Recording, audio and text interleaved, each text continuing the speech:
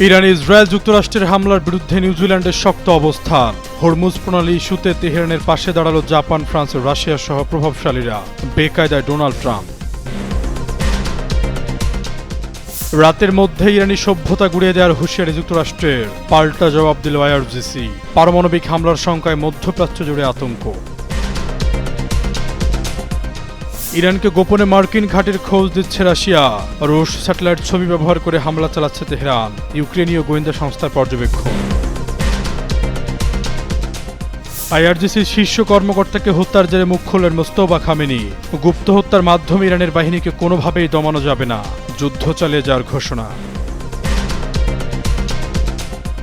এবার ইরানের নিশানায় যুক্তরাষ্ট্রের এআই কেন্দ্র।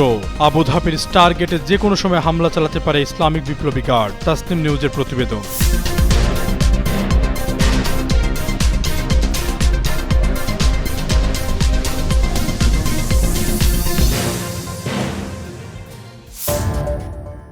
ইরান যুদ্ধে যুক্তরাষ্ট্রকে সহযোগিতা না করার অভিযোগ তুলে পশ্চিমা সামরিক জোট ন্যাটো এবং বেশ কয়েকটি গুরুত্বপূর্ণ মিত্র দেশের কঠোর সমালোচনা করেছেন মার্কিন প্রেসিডেন্ট ডোনাল্ড ট্রাম্প। সোমবার এক সংবাদ সম্মেলনে তিনি ন্যাটোর কড়া সমালোচনা করে জোটটিকে একটি কাগুজে বাঘ বলে আখ্যা করেন।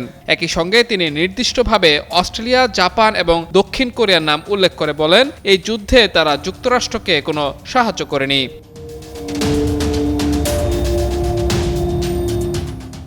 মিত্র দেশগুলোর সুরক্ষায় যুক্তরাষ্ট্রের অবদানের কথা স্মরণ করে দিয়ে ক্ষুব্ধ ট্রাম্প বলেন, উত্তর কোরিয়ার হাত থেকে রক্ষা করার জন্য জাপানে 50,000 মার্কিন সেনা মোতায়েন রয়েছে। একইভাবে দক্ষিণ কোরিয়ায় অবস্থান করছে 45,000 মার্কিন সেনা। নিজেদের সুরক্ষায় যুক্তরাষ্ট্রের বিশাল সংখ্যক সেনা ব্যবহার করলেও প্রয়োজনে এই মিত্র দেশগুলো পাশে দাঁড়াচ্ছে না, এমন হতাশা ও ক্ষোভ থেকেই তিনি এই মন্তব্য করেছেন বলে সংবাদ সম্মেলনে স্পষ্ট হয়।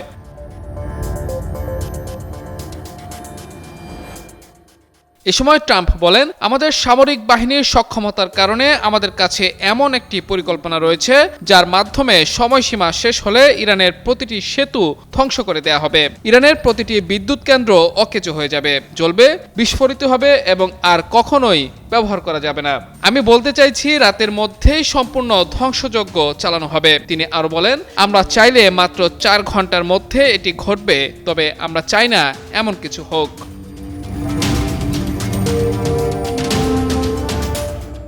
এদিকে যুক্তরাষ্ট্র ও ইসরায়েলের হামলার প্রতিশোধ হিসেবে গুরুত্বপূর্ণ জলপথ হরমুজ প্রণালী কার্যকরভাবে অবরুদ্ধ করে রেখেছে ইরানের সামরিক বাহিনী। তেহরান বলেছে, হরমুজ প্রণালী যুক্তরাষ্ট্র ও তার মিত্র ছাড়া সবার জন্য উন্মুক্ত। এতে বিশ্ব অর্থনীতিতে ব্যাপক আঘাত লেগেছে। জ্বালানির দাম আকাশছোঁয়া হওয়ায় চাপ সৃষ্টি হচ্ছে ওয়াশিংটনের উপর। মাহমুদুর রহমান, যুগান্তর নিউজ।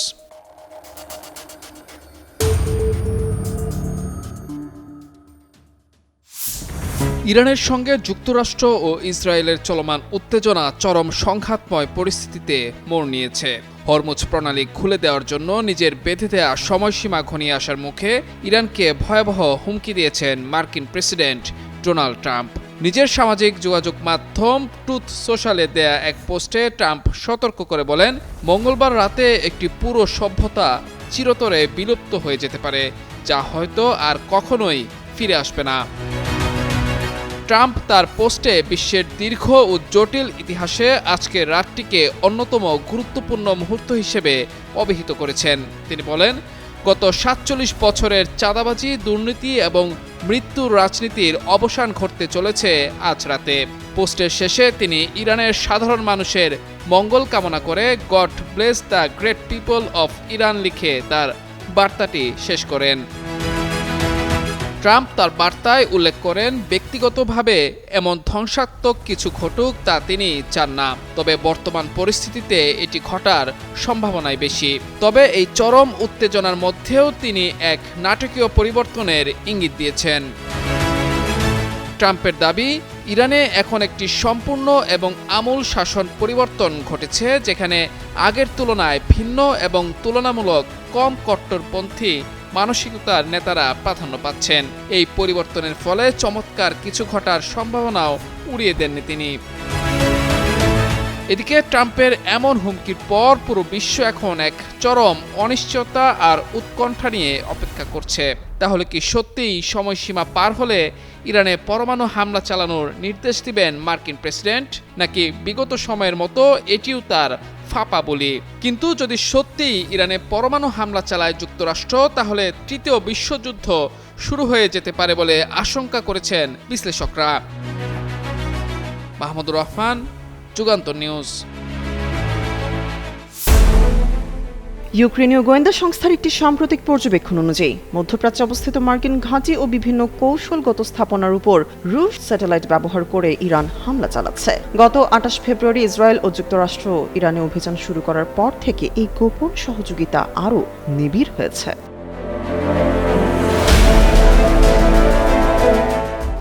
ইউক্রেনীয় গোয়েন্দা তথ্য অনুযায়ী গত ২১ থেকে ৩১ মার্চের মধ্যে রুশ স্যাটেলাইট মধ্যপ্রাচ্যের ১১টি দেশে অন্তত ২৪ বার জরিপ চালিয়েছে। এর মধ্যে সৌদি আরব, তুরস্ক, জর্ডান, কুয়েত এবং সংযুক্ত আরব আমিরাতের মতো গুরুত্বপূর্ণ দেশের ৪৬টি স্থান অন্তর্ভুক্ত ছিল। বিশেষ করে সৌদি আরবের কিং খালিদ মিলিটারি সিটিতে মার্কিন থার্ড প্রতিরক্ষা ব্যবস্থার অবস্থান শনাক্ত করার চেষ্টা করা হয়। এক্ষেত্রে বিষয় হল স্যাটেলাইট জরিপের কয়েকদিনের মধ্যে ইরান ওইসব স্থানে ড্রোন ও ব্যালিস্টিক ক্ষেপণাস্ত্র হামলা চালিয়েছে।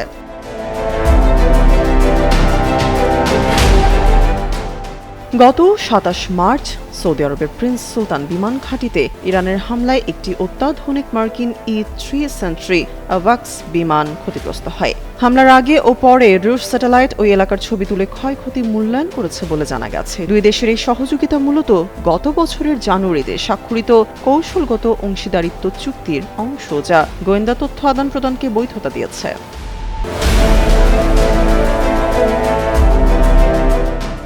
প্রথাগত যুদ্ধের পাশাপাশি সাইবার জগতেও দুই দেশ একজোট হয়েছে। রুশ ও ইরানি হ্যাকাররা মিলে ইসরায়েল ও উপসাগরীয় দেশগুলোর জ্বালানি এবং টেলিকম খাতে বড় ধরনের হামলা চালাচ্ছে। এছাড়া রুশ নজরদারির সহায়তায় ইরান বর্তমানে হরমুজ প্রণালীতে এক প্রকার অঘোষিত অবরোধ আরোপ করেছে, যা বিশ্বের তেল ও LNG সরবরাহের জন্য অত্যন্ত ঝুঁকিপূর্ণ। মূলত এক স্থায়ী যোগাযোগ চ্যানেলের মাধ্যমে মস্কো ও তেহরান এখন একে অপরের সামরিক শক্তিতে পরিণত হয়েছে। তামান্না তাবাসসুম শ্রেয়া, যুগান্তর নিউজ।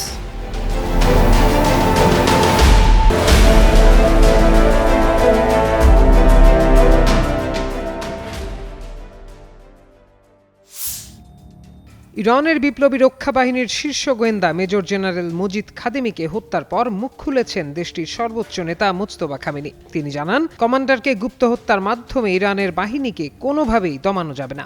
সোমবার এক লিখিত বিবৃতিতে খামেনি বলেন, ইরানের সত্যের পথে থাকা যোদ্ধা ও লড়াকুরা এমন এক প্রতিরোধ গড়ে তুলেছে যে সন্ত্রাসবাদ ও অপরাধ তাদের আদর্শিক সংকল্পকে কোনোভাবেই ভাঙতে পারবে না। তিনি বলেন, খাদেমি নিরাপত্তা, গোয়েন্দা এবং প্রতিরক্ষা ক্ষেত্রে কয়েক দশক ধরে নীরবে ও নিষ্ঠার সাথে সেবা দিয়েছেন।